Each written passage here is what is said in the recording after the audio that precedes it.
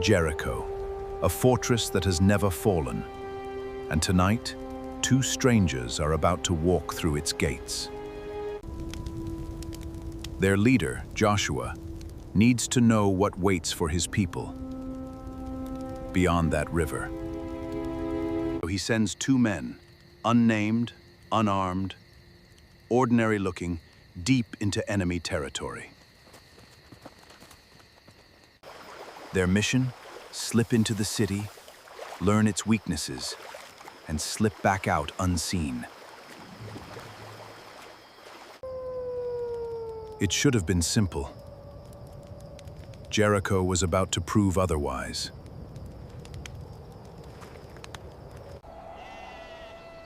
In Jericho lived a woman named Rahab, whose house was built right into the city wall. Strangers came and went from her door all the time. No one asked questions there. So two Israelite spies walked into the one house that could hide them completely. Come inside quickly, before anyone sees you.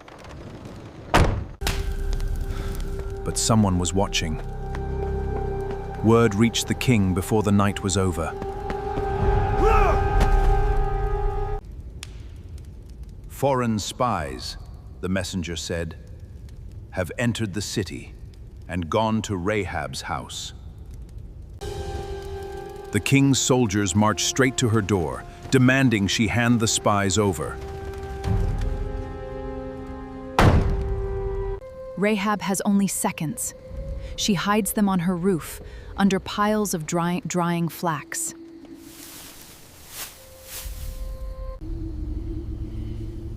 Two men, flattened and buried under stalks of flax, hidden in plain sight. Then she lies to the king's own men, without a flicker of fear on her face. The men you want left before the gate closed. Hurry! You can catch them!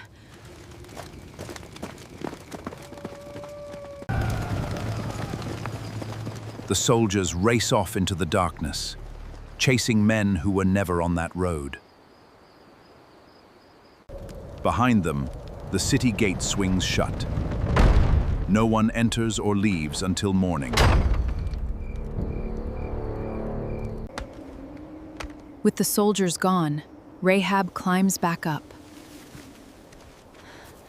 She returns to the men she just saved.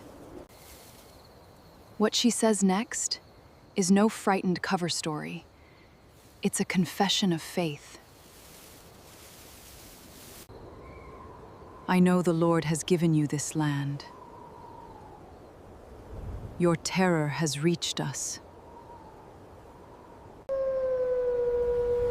We heard how your God dried up the sea before you 40 years ago.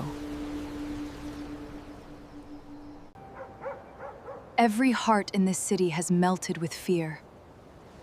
Yours is the God of heaven and earth. Swear to me, she says, that when your people come, you will spare my family. Our life for yours, the spies answer, if you tell no one of our business here. Her house wasn't just inside the wall. It was part of the wall itself. One window faced the city streets. The other opened straight onto open country outside. She lowers them down, one by one, through a window in the city's outer wall.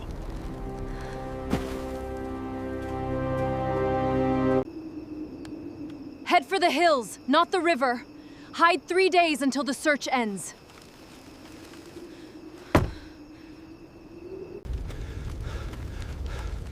The two men vanish into the hills, leaving Jericho's torches glowing behind them.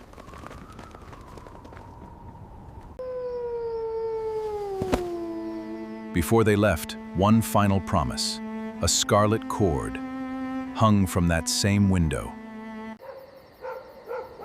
When the army returns, that cord will mark the one house spared from the ruins. 3 days hidden in the hills. Then, finally, the long walk back to the river.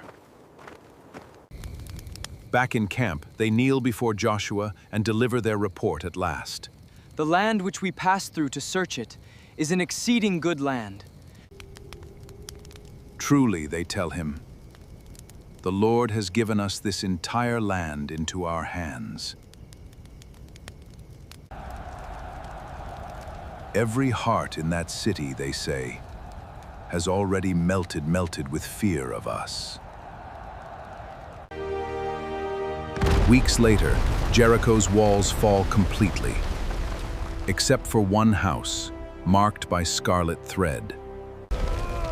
The same 2 spies return and pull Rahab's entire family safely out of the ruins. She would go on to become an ancestor in the very line of King David. Centuries later, her name appears again in the recorded ancestry of Jesus himself. A scarlet cord in a window. A house that stood when everything else fell. One woman's courage in the dark, remembered for 3,000 years and counting.